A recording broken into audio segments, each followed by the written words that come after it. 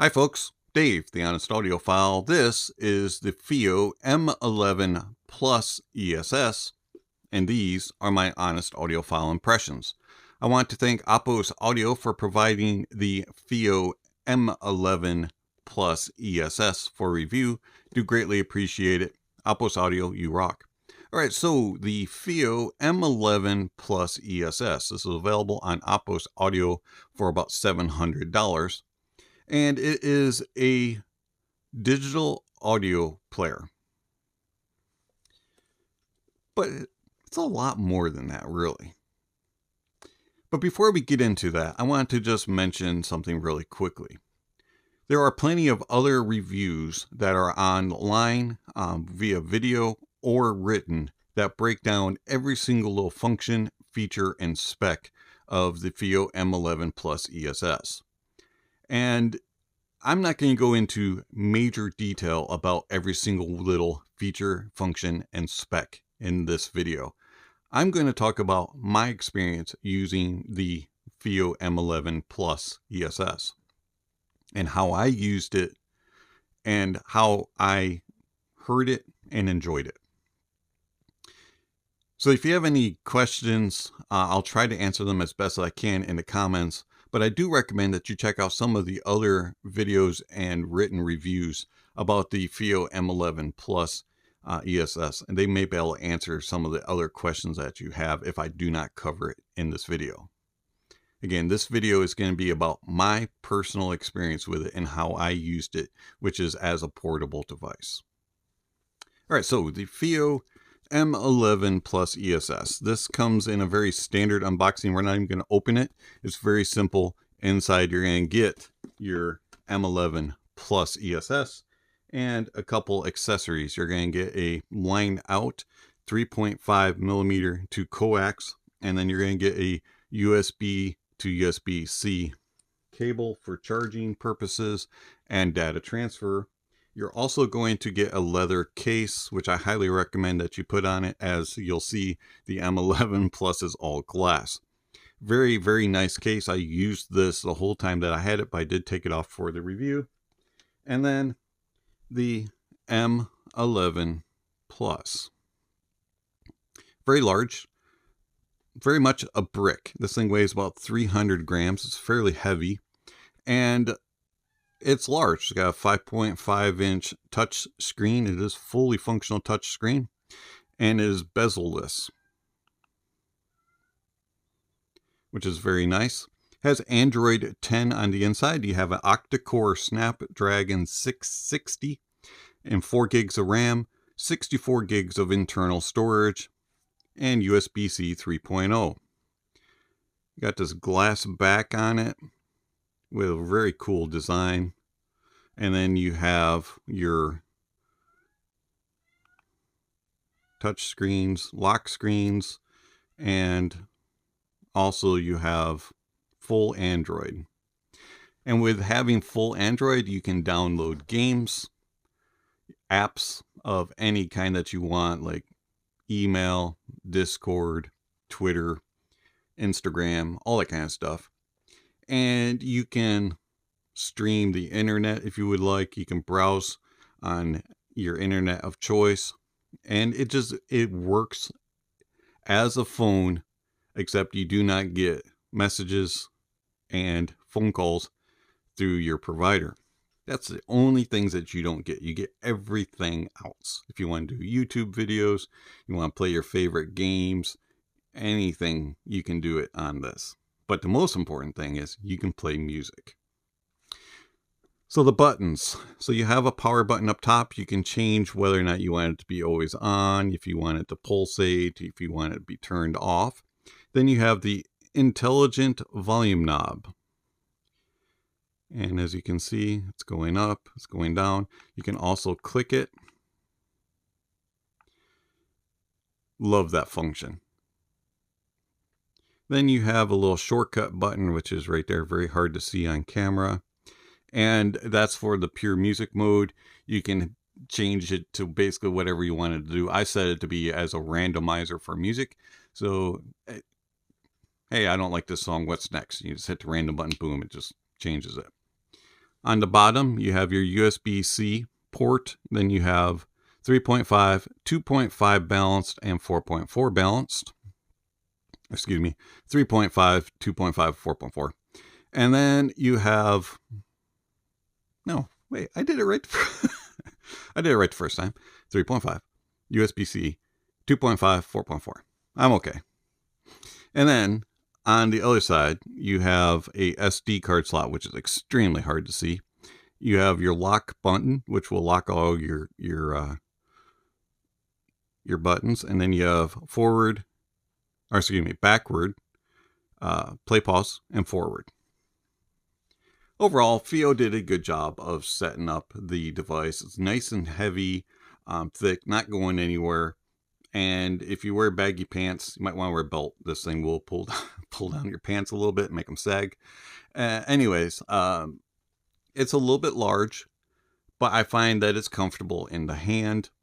And with full function Android, it's not really leaving you out to dry and completely disconnecting you from the world. You still do have access to everything that you need except for phone calls, which is what you would probably want to be disconnected to when you're listening to music. Anyways, it also has a very, very good battery. It'll do about 14 hours of continuous playback. I didn't get to test that, but I did leave it running overnight. And when I came back to it after about 10 hours, it still had roughly about 30% left on the battery.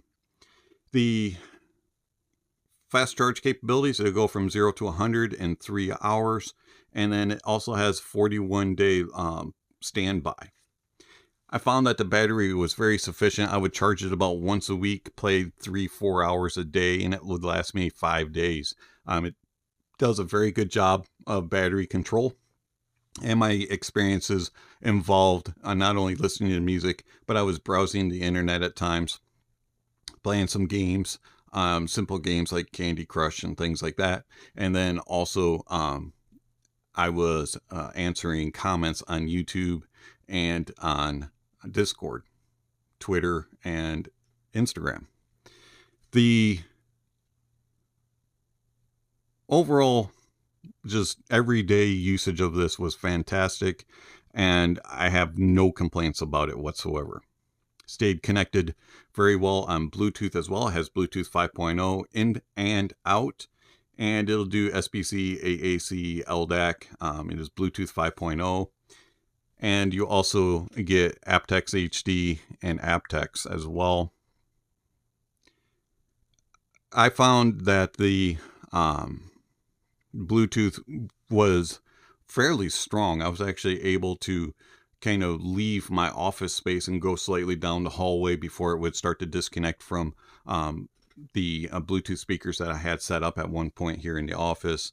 And then also it was very much like if I used true wireless earbuds. I did test that, and it stayed connected very well with it in my pocket or sitting on the counter and then walking around out in the living room or the kitchen area.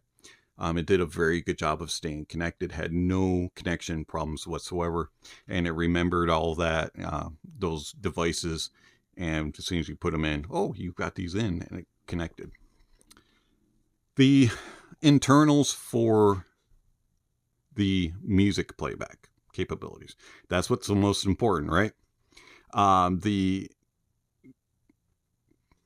internals of this have a ESS Sabre deck. It has a ES9068AS, and those are dual, has two of those. And then it also has dual THX AAA 78 amplifier chips. Craziness. It'll do 37768 all the way up to that. It'll do DSD 512, MQA. It'll upsample the DSD if you want. It has 131 dB of signal to noise ratio, and it has a negative 116 dB distortion.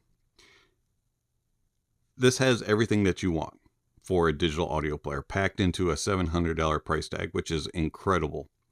Has 5 listening modes. So you can do Android, which will allow you to do all your streaming functions, play games, and do all that kind of stuff. And then it also has pure music mode, which removes the Android functions, the streaming capabilities, and it is just downloaded music, internal music. And then you have Bluetooth, receiving, USB DACs, and AirPlay.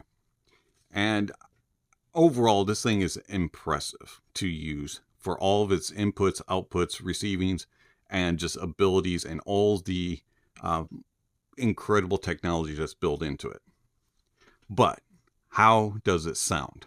So I used the Fiio M11 Plus mostly as just a digital audio player with IEMs and some over ears. Very easy to drive stuff. So it does 660 milliwatts at 32 ohms, and that's on balance 4.4. So I used it with all sorts of IEMs, and I really enjoyed it with every single IEM that I put on it, especially like the CTM DaVinci 10, the Fearless Audio Roland, Moondrop Blessing 2, ADV M512D, ADV M51D, and the Zen's Mangard T2, and the Moondrop Kato are some that really stood out. And I truly, truly do enjoy the sound of the M11 Plus ESS. I used it as a DAC out going into my various amplifiers. I have the Drop THX 1 linear and also the Headamp GSX Mini. Played very well as a DAC out. I found that it sounded the same as with in-ears and headphones in as it did with DAC out. There was not a difference in the actual presentation. And I really do enjoy that. Now, did I use all the functions as far as upsampling to DSD? No, I did try it, and it works just fine, but I didn't listen to it in that way. I used it in the pure bit perfect output, and you can change your EQs, you can do all that kind of stuff. It has it in it, but I just prefer to listen to music bit perfect, so I get the reproduction of accuracy intended. And the Fiio M11 Plus, it has a neutrally and naturally pure sound. It reproduces sound in a very accurate, neutral, natural presentation. Bass is well controlled, has very good authority, and a very good impact and slam without being domineering. It stays in control. It does exactly what it should, and it has exceptionally good details and resolution, and it does really well with tone and timbre. It's a very natural but yet neutral bass. You get everything that you desire from the music without it being enhanced or recessed. It does everything that it should, when it should, and how it should. That's a exceptionally good sounding bass. The mids are the same way. Very cohesive, very balanced, exceptionally well detailed and resolving, and they have the presence that it should be. If it's a forward song, it's going to sound forward. If the mids are recessed, it's going to sound recessed. If however that song is recorded is how it portrays, at least the way that I interpret those songs based on all the other gear that I've heard. It does a good job of being accurate and true to the reproduction, and it has a naturalism to the tone and to the timbre, and everything just sounds lifelike and realistic. There's very, very good separation of vocals and instruments. And then the treble. The treble's extended very nicely, has really good control, and it reveals peaks and valleys throughout. And it also does a very good job of having energy and enough sharpness and edge and enough of a energy to keep things flowing without being too overly expressive, without being too elevated and becoming harsh. It'll reveal your track. If your track is badly recorded and has all that in there, you're going to hear it. And you're going to be like, ugh.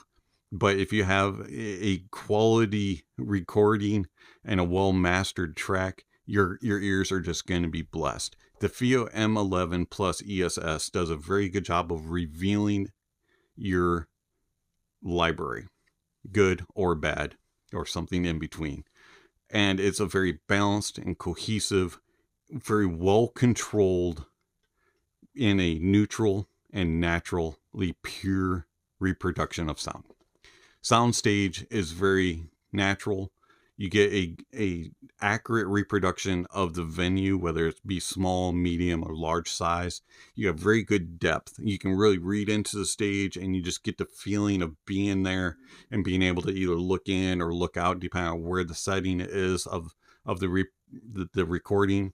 And then imaging. Everything just flows properly. It's very well placed. It's very precise and accurate, and you can really pinpoint things, and it does a very good job with layering. Everything just melds together properly. It's very cohesive and very accurate, and everything is as it should be from what your brain and your imagination would say. This is how that track is intended to sound. Now, granted, haven't heard those tracks and I wasn't recording them, but my brain and my imagination can go, I think this is how it's supposed to be sounding. And it matches up to all the other gear that I have. And the Fiio M11 Plus is just incredible in its sound. I love it to death. It is crazy, crazy good. How does the M11 Plus compare to the Sony WM1a? Well, size-wise, it's no competition. The Sony is a lot smaller. They're about the same thickness. The Sony is more comfortable in the hand. It's got these contours and little curves, and it just kind of fits properly in the hand. Button layout, to me, the Sony is a little easier to use. It's a little better built. Also feels a little, it's not glass, it's got this leather back, so you're not going to scratch up the back. The outputs, you got 3.5 and 4.4. You are missing the 2.5, but you have a proprietary input and output of the Sony, and you do have SD cards in the Sony. What you're really missing, though, is Android. So you can't do any streaming. You can't check your messages. You can't respond to messages. You can't watch videos, things like that. This is purely a music player. And in that regard, the Fiio wins. Depending on which way you like the build of it and the comfort of it may kind of depend on the size of your hand and what you're looking for. But functionality wise, the Fiio packs way more, and the Fiio truly wins because you get, like if you use Tidal, you can use Tidal offline. You can have other streaming sources on there if you use Qobuz, Deezer, Amazon HD, Spotify, all that kind of stuff. You can get all that on the Fiio, and you can't with the Sony. The Sony is only with an SD card and internal storage, and so it's only downloaded music. So in that regard, the Sony is a little behind. But if you truly want to disconnect from everything and just listen to music, the Sony is the better option, whereas the M11 plus ESS will allow you to kind of still stay connected sound-wise.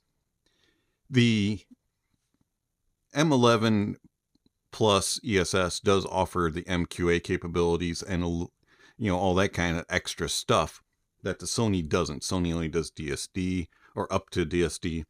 But the Sony overall in presentation of sound, running both in bit perfect mode, they're extremely, extremely close. There's not much difference. And that's significant because the price tags are significantly different, with the Sony being way more expensive. And I found that the Sony is slightly better. I mean, you're talking just a very little difference in detail retrieval and resolution and tone and timbre. And it is almost, it's for the price tag.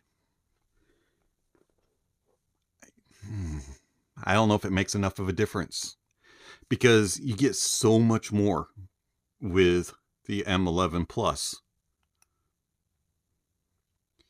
The Sony still has the natural neutral presentation, and it's a very clean and clear sound. But the M11 Plus ESS just comes so close. It's like not even enough for me to get buggered about. I really can't complain when listening to either one of them. They're like neck and neck in sound. And so